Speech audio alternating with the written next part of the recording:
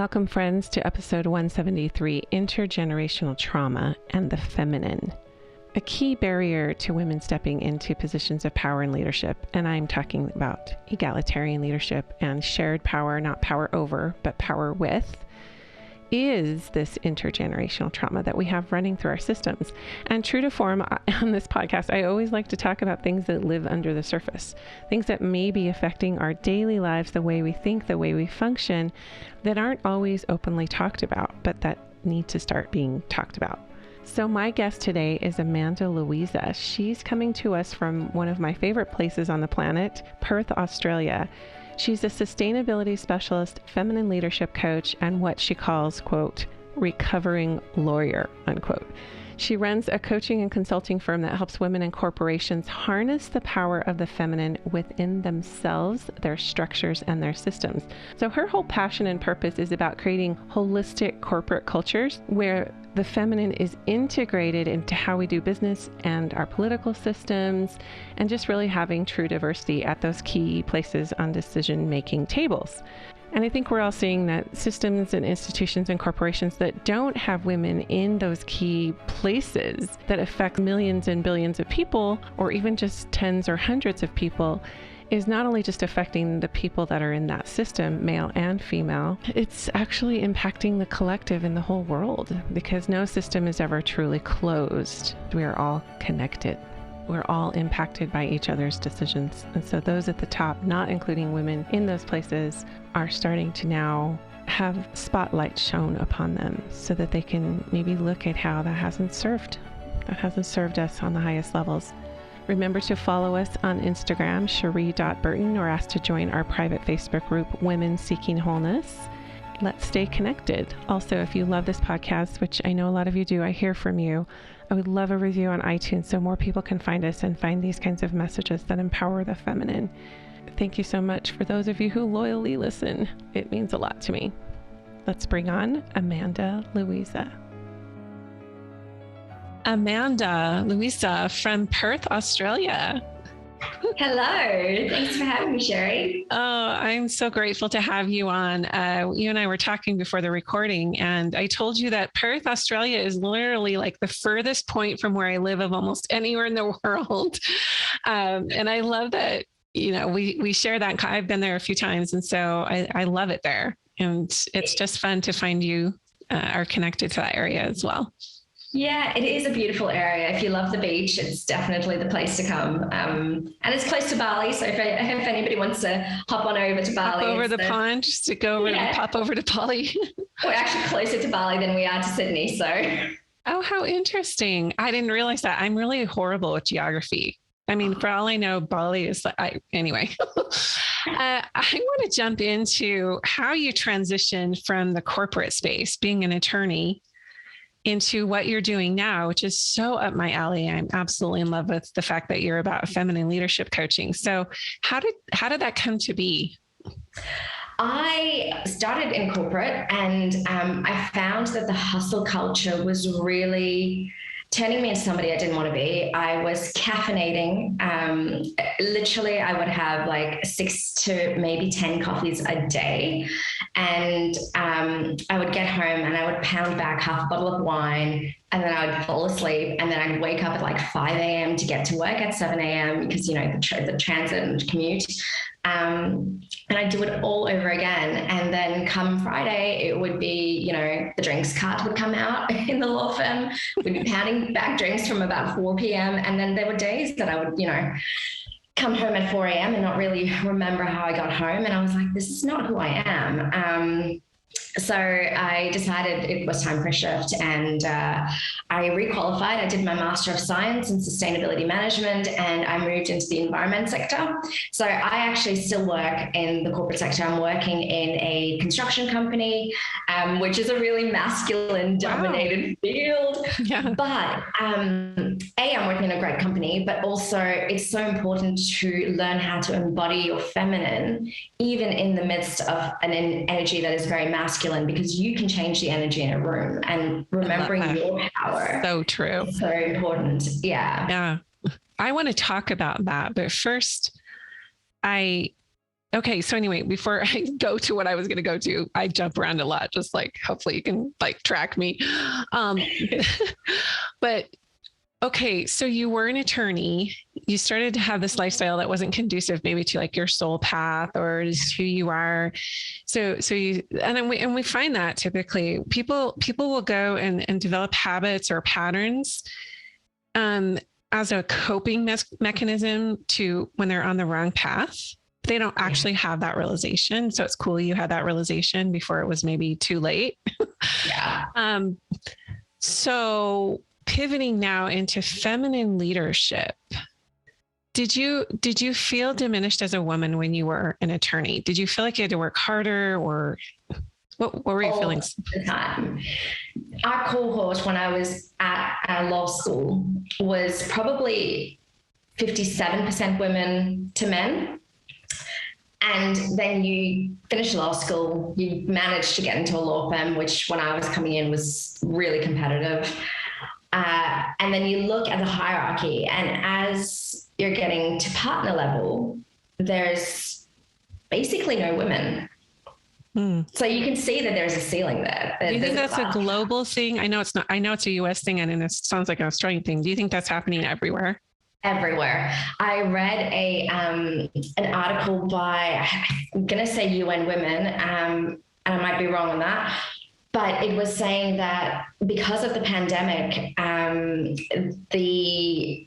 the amount that women have been put back is about 267 years before we'll reach gender parity. It's horrifying, right? Like we've been fighting for just given equal opportunities, and it's still so far away. I mean, especially with everything happening at the moment in the US, you can just see how the patriarchy is still trying to dig its claws to keep its haunches and everything, because there's this disruption happening. I'm hopeful that time is speeding up, so we won't have to wait those hundreds of years. But I'm also a realist. I mean, I feel like the women who are waking up right now are the ones who will be the pioneering shift in at least the energy of this, if not in practice and in walk and talk. And is that why you shifted into feminine leadership as a coaching model? Exactly. Yeah. You can feel the energy shift, and I feel so passionate and so inspired by providing women with that comfort and that kind of almost a safe haven where they can fully heal what they need to heal to be able to step into those positions, to go into politics, into leadership, where we really need to be having a voice. And I hear that saying, if you don't have a voice, just bring a chair to the table. And it's quite a dismissive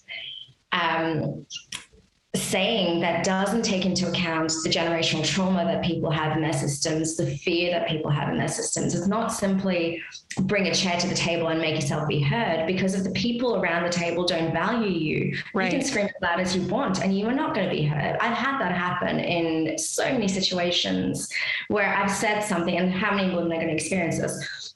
I was in a big meeting and we were talking about climate change, and I don't remember what I said, but I said something. Nobody responded. Literally seconds later, the man next to me said exactly the same thing. Verbatim. And everybody was like, yeah, that's really, and I was just like, really? Hello? Really? So it's happened to me in like settings, so many settings too. More specifically, what comes to mind when you bring that up is like sitting in like a church, like for my church of origin, we would have these committee meetings for various things, and I would come representing the women, and I would be in a minority because most of them there are leading men, because women don't lead men, they only lead other women and children. But anyway, in this setting, my viewpoint was sort of downplayed, or when, like you said, or when a man said the exact same thing, they were concurring, like, oh, you're right. So it's almost like having to work twice as hard to be heard. Yeah. I love your analogy of, just because you are at the table and you are, it doesn't mean you have equal representation or equal power to wield your voice, because in times past, which I want to get to next, women have been hurt literally for using their voice. This is the intergenerational trauma. And you and I talked before about, or just before we started recording, about how we're both working on books. Yeah. And we're meeting this. Do you want to speak to that resistance that we feel when we're getting ready to wield our voices, whether through written word or spoken word? So until 1967 in the UK, you could still be fined as a woman if you were in public and speaking loudly or creating a disruption. In the 1800s, until the very late 1800s, early 1900s, they had this thing called a scold that husbands could put on their wives if their wives nagged them. So a scold, you have to Google this. It's the most horrifying thing you've seen. How do you spell it? Oh my gosh. SCOLD. Wow. And it's a metal device like the man in the iron mask that they put on a woman to shut her up. So this is trauma that is in our system. Research shows that trauma is inherited for at least 3 generations. So because obviously humans, it's really hard to do generational studies because we have longer lives. Mm-hmm. Mice are the closest genetic match to humans. So they've done the study in mice, and because we've had 3 generations of humans since World War II, we've also been able to do a study with that. And what they can see is, for sure, at least 3 generations of trauma is inherited in our DNA. Is that the cherry blossom study?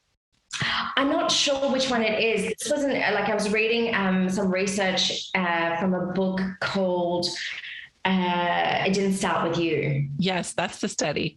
Yes. So fascinating. Incredible, right?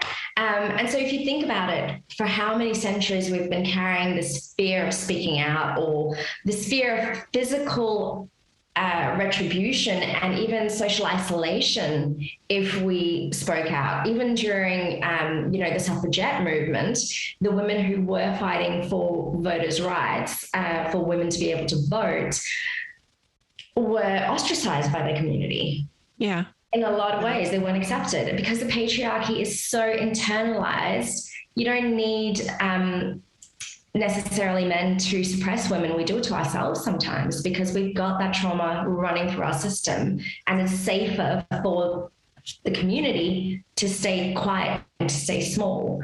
And that's what we need to start breaking. That actually gives me chills. I mean, whether or not you believe in past lives or even ancestral trauma, some people just literally don't believe in inheriting ancestral trauma, even though there's very strong medical research that supports it, like epigenetics and things. It's still very compelling that that's still happening right now in real time in different parts of the world and in homes. I actually know women who are literally being silenced by their partners or their husbands. And I still see, like we're talking about, you're seeing it in the corporate world. I saw it in the religious space where for some reason, and I don't know if it's a threat to the toxic masculine, that we have this egalitarian, society. Yeah. But as we were starting this conversation, there's this stronghold or something that the patriarchy sees as women being disruptors of. Why do you think that is? What are we bringing in? I have my own ideas, but I'm super curious about yours. Like, what are we bringing in that might be suspect or maybe threatening to the establishment? I think it's freedom. I think it's freedom to be ourselves and not fit into a box. And when people are so conscious of fitting into a box to fit into society and belonging is such a core human need. We do whatever we can, and we're so programmed by the media, by what we see, to, you need this to be able to be really respectable, or you need to be seen to be doing this to be, at this level and fit into this part of society. So we're hustling and we're trying to get into that prestige area. Like the hierarchy, like a stratification. Like, how do I get there? And the feminine is really about be happy being here. Here in community. And it's not it's going to disrupt all structures. It's going to take away the colonialism. It's going to take away the colonial paradigm, the capitalist paradigm, the patriarchal paradigm, and there is an elite few that are really benefiting from it. And they're not going to go out without kicking and screaming, right? Exactly. And you can see that happening. Well, because they control most of the world's wealth. Exactly. And from a macrocosm perspective, from the microcosm, that's still trickling down, even irrespective of wealth. It's about power. Yes. And you can see that power dismantling too.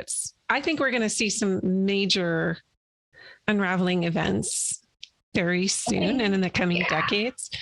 Yeah. It's exciting. When you started it. Yeah. So, okay.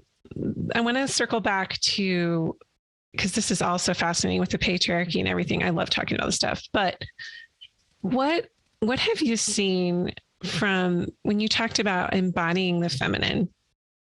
We talk about this a lot on the podcast, and I love different vantage points of how you bring that into your coaching as well as to your own body and your own experience. Yeah.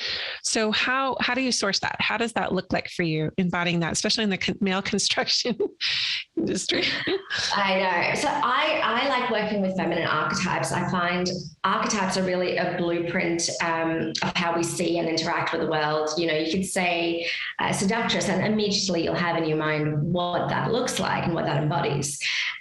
When we look at leaders, you don't see many feminine leaders out there. You don't see representations of fully embodied women. You might have a few. Michelle Obama comes to mind straight away as somebody who I feel is very feminine and embodied in how she speaks and how she comes across and how she presents herself, whether you agree with her or not. She holds space fully. She's present, and she really embodies that full nurturing empress energy. So when I started diving into leadership, and especially from the feminine aspect, I was looking around to see, okay, well, how can I model this? How does that look? How does that feel inside my body? And I couldn't find anything that was feminine, that was just men. And, you know, to get to the next level, you had to disown so many parts of yourself. I remember I was in a leadership workshop at a previous workplace, and we were working on how we present to a board. And I stepped forward and I did my presentation, and the female leader of the group turned around to me and was giving me feedback. And she said, you know, you stand like with your hand on your hips, and you kind of like, the way I was standing was too feminine. What I was wearing was too feminine. How I spoke was too feminine. Literally, she was telling me, you have to become more masculine to get ahead if you want to be taken seriously. And I have been told that too. Yep. So yes, and seeing that in a masculine dominated industry where I am, I think I'm lucky because I work in a workplace that, even though it's predominantly male, we have a workplace culture that values vulnerability. And it starts with there's quite a bit of spirituality in the leadership group. And that's trickling down. And we've got a structure that is very much, even though it's a tier 1 construction company, you know, it's a global big company, they actually talk about things like spirituality and health and, you know, making time for your family and having a flexible work arrangement. But in previous places, you know, I've just been surrounded by such a toxic, if you're not at your desk for, you know, 12 hours, obviously you don't want that promotion. And the amount of times I used to see people just sitting at their desk and not really doing work, but they're just there. Yeah. Not being, yeah. They're not productive. There's no output. They're on their phone, or they're, you know, on a website. That's so crazy. Yeah. So with this, I know you talked about your academic background shifted to sustainability, like eco-sustainability. How have you seen that interplay with the feminine? I find that both nature and the environment and women have been suppressed, subjugated, vilified, and objectified by the patriarchy. And there's such a parallel between how commodified we have created this biodiverse system called Mother Earth, and how we've literally done that to women as well. And the more you cut up something or someone, or the less value they have to you, where we're not valued. And I'm speaking in terms of women as the feminine, which is a different topic, but in the context, that's, it's absolutely. It's almost like what we've done to Mother Earth is what we've done to the feminine, like what you're saying.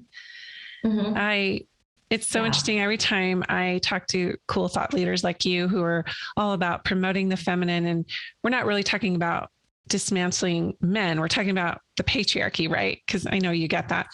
But it's so interesting how all of us have come back to the place of like, it really is coming back to Mother Earth. It's coming back to the very simple connection we have to the elements and to nurturing the environment and the sustainability of, food, everything from what we eat of the earth to the water and I used to think that I'm really embarrassed to admit that I used to just, because I think I was buying into more of a masculine paradigm, like that the earth owes us, like man subdues the earth, mankind. And that, I don't know. I always thought of it as this endless resource that I was entitled to versus, hey, things are not lined up that way. We are stewards of this earth and we're visitors here. And if we want our children and their children and their children and their children to have a sustainable, beautiful earth to live on, we are responsible for that. So I'm really embarrassed to admit that I bought into that very patriarchal, like capitalist, I don't even know, like divide and conquer, dare I say, colonization mindset. It is. It is. And it's so integrated into the way we do business. Like if you think about it, we've completely normalized treating corporations as legal people, but the idea of giving earth rights, which is a full movement in the legal system, in the legal space, up to the UN at the moment, is thought of as ridiculous. Like, why would we give the earth rights? Well, why are you giving an inanimate non-body rights in a corporation? What's the difference between a living, breathing entity that's Earth as an ecosystem, the interconnected, way we interrelate with the Earth? Why is that more ridiculous to give that rights than to give a corporation that's, a created make-believe entity rights under the law? Yes, good. That's a really good point. I look at how peoples have been subjugated and subdued, and like the Native Americans here in the US, right? All the indigenous people of Australia, I know the Aboriginal tribes, and just it's endless. And I don't know, I'm just coming into more of an awareness of how the coming generations are going to be affected at greater levels than past generations have even, right? Mm-hmm. So for me, it's just coming more into an awareness of how I'm part of that. And it hasn't been fun waking up to that, I have to say. No, it's overwhelming. I think we're already so overwhelmed with what we're facing in the world, and what we're seeing happening. The dismantling of old paradigms is disruptive, and it can be chaotic. And already our nervous system, a sense of safety within our own bodies is in threat. We're kind of in that fight flight mode constantly, and then we're looking at what's happening with our ecosystem and the fact that our very life support system is failing, and the people in power are just kind of looking the other way. of course, feels overwhelming, and you dissociate when there's too much that your system can't take it anymore. So you go into scroll, or you go into binge watching Netflix, or your coping mechanisms come out because you actually can't cope. So being able to regulate and find safety when you're seeing so much disruption and so much, we've got such a sense of powerlessness of how do we change this? It comes back to us and finding that safety within ourselves before we can take that action. I'm so glad you brought that up, because it feels, and you talk about, and I'm just going to quote you, this is what you sent me. One of the key barriers of women stepping into positions of power and leadership is the intergenerational trauma running through our systems. And you did talk earlier about that 3-generational thing and the epigenetics involved in that. So with that, and you just spoke to it, it's how we're individually dealing with our own embodied trauma. That is going to shift things. It's almost like one individual at a time. And it's going to, I don't know if you study Carl Jung or any of the collective unconscious stuff, but like when one person shifts, it really does impact all of us for the better. It does. Absolutely. So how have you found, let's just say somebody is experiencing a trigger. Maybe they walked into a position where they had to use, or they wanted to use their voice and they got shut down. Or they wanted to be standing in their power and they felt the rug ripped out from under them. How do we regain that? What are some ways that you've found, maybe in your coaching with those in feminine leadership? How have you found to kind of get that back, get our power back, get our voice back? Get our power back. I find bringing safety back into our body, because I feel like we go into those situations and, we experience that, somebody just attacks us in the boardroom, or, gets quite aggressive, and your whole system goes into a bit of shock, right? Like, I know I feel quite panicky and my hands get sweaty and I don't know what to say. And it really comes back to finding systems to help you just bring that down and gently, I do the hold, the one hand on your belly, one hand on your heart.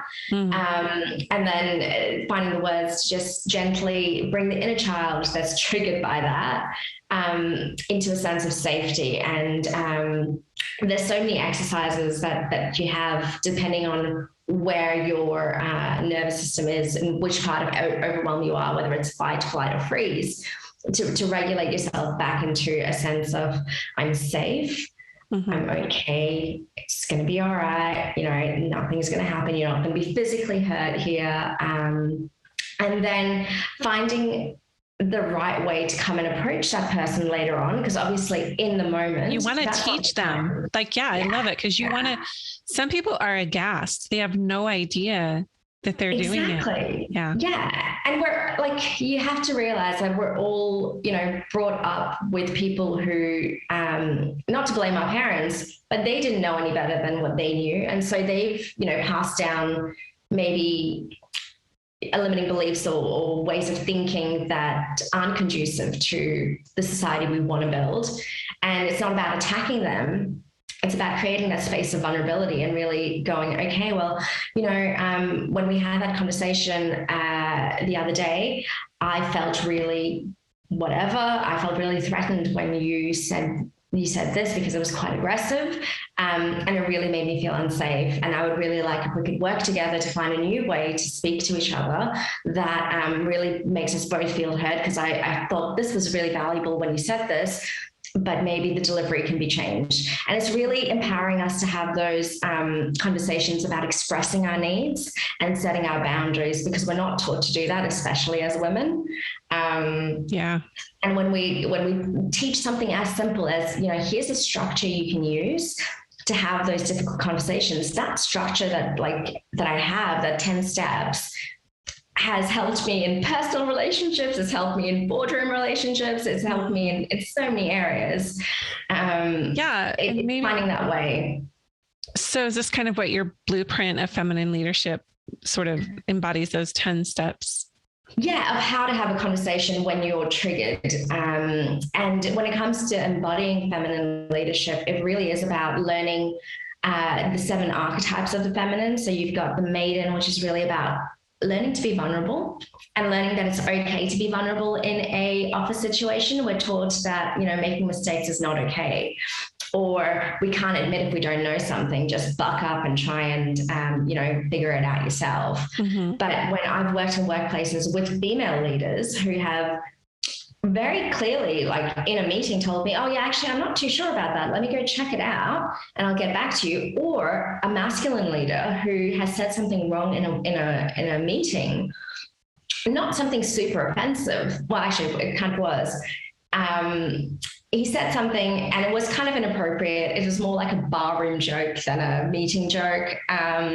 We all laughed and we moved on. But later that day, he sent us an email and he said, I am so sorry, everybody, for what I said. I said X, Y, Z. It was really inappropriate. I'm really sorry if I hurt anybody. It's not how a leader should behave. He took full accountability for that. And the vulnerability to take accountability to your whole team of like 100 something people and say, I made a mistake, I'm owning up, I'm really sorry. If we had leaders in power doing that, my God, what a difference the world would be. Most hierarchical, patriarchal entities do not apologize. It's sort of their, I don't want to say their standard or their policy.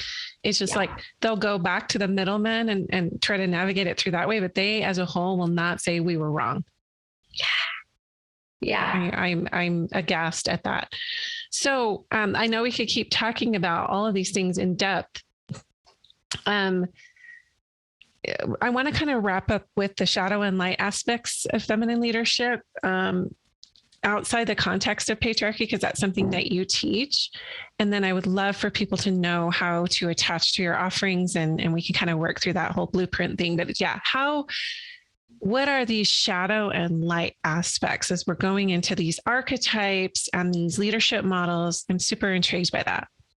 So I find that there's 7 feminine archetypes. Obviously, archetypes, there are thousands because humans are pretty complex, right? Yeah, I know. I've got a Carolyn Myss archetype deck. Do you have that one? Yes, I do. So a lot of my work with the feminine archetypes are based on Carl Jung and Carolyn Myss. Like, they were quite foundational to my understanding of archetypes and how I've kind of tapped into those energies personally and how I find them to work with my clients and with what I teach. So I say that there's 7 feminine archetypes that are linked to our chakra systems. The maiden, which is all about vulnerability, really tapping into that innocence, that ability to say you're wrong, to discover that curiosity. Then there's the lover archetype, which is about creativity. It's, the life force that flows through us. Sorry, what was that again? There was a little breakup. So after the maiden, it was... The lover. Okay, got it. Yeah. So the lover is really about creativity and that life force that flows through us. And that's, how we relate to the world and to our own bodies. The warrioress is the advocate. She's all about courage, the courage to stand up. And I think that's an archetype that we don't always play with very well. Yeah. And then we've got the mother, which is about compassion and nurturing. Then we've got the empress, which is really about collaboration and community. The crone archetype, which is about visioning. I prefer the term wise woman with that one. Wise woman. I like crone. And I think it's just that some people are just used to this old biddy, like they get this visual of this like lady, like Snow White, the lady that gave Snow White the apple. You know what I mean? Yeah, that is true. Yeah, the evil like witchy crone, as opposed to somebody who's aged and has wisdom in that beauty. And then the creatrix, which is about transformation. Ooh, and each of these archetypes have light aspects, which are when you're fully embodied and you've integrated some of the parts that society frowns upon. Mm-hmm. So, for example, in the maiden archetype, being the maiden, again, like, is a term that can go one of both ways, right? You can see the maiden as innocence and beauty, and you can see the maiden as vulnerable and reliant on people to do things for her. Yeah, so, I've heard actually that the toxic masculine or the patriarchy wants women to stay in perpetual maidenhood, like the perpetual toxic maiden, as the the shadow attribute of the maiden, dependent on them. Absolutely. And, it's when we start, like Carl Jung says, when we start, disowning parts of ourselves, or we don't acknowledge parts of ourselves, and they have power over our life, right? They're able to manipulate things around us without us knowing, because they're patterns that we're in that we don't even recognize that we're in. Yeah. So that's each beautiful. of them have shadow and light. Yeah. I love archetypes too. And I think I really relate to the priestess archetype. I don't know if you dove into that too much. I know it's not necessarily a Carolyn Myss thing, but just that this idea, this very embodied feminine healer / wise woman / medicine woman, who is not necessarily a warrior, although she could step into that, but it's more just this like awakener of the feminine who embodies her own essence and brings that. I get chills when you're talking about it. Yeah. I love that archetype. Well, you are just a wealth of fun things. I mean, I love other people who nerd out on archetypes and feminine leadership, because it really is going to take women owning our own bodies, our own voice, creating our own safety, as you're talking about, with this just moment by moment practice of just managing your energy and managing how you're dealing with your triggers and your own intergenerational trauma. I used to think we had to know exactly what the trauma is to heal it, but you're shaking your head. I know that you probably don't feel that way either now. It's just like, no, we don't have to sit in therapy for years and analyze and whatever. It's just like, here's the emotion. I don't have to know the story behind it. Sometimes it's helpful though, but I don't have to know the story behind it. I just know that I'm moving forward with this. I'm catalyzing this in myself, and I'm drawing from it what I need to in a healthy way so I can move forward and step into my own power. Yeah, absolutely. I completely agree with you. I think there is, it can be quite dangerous for people to, I'm trying to find a nice way to say this. There's a lot of work out there, and I think people need to be really conscious and do their research about who they're going to for trauma work, because I know there are some practices that are really great, but if you have underlying trauma, they're not, like breath work. I love breath work, and I really think it's a great activity, and it can really help regulate you. However, I see so many people getting re-traumatized by doing it because they've got trauma that they haven't created a sense of safety around. Yes. So going every week and doing like a big release is actually just re-traumatizing your entire Oh my gosh, that's not so interesting.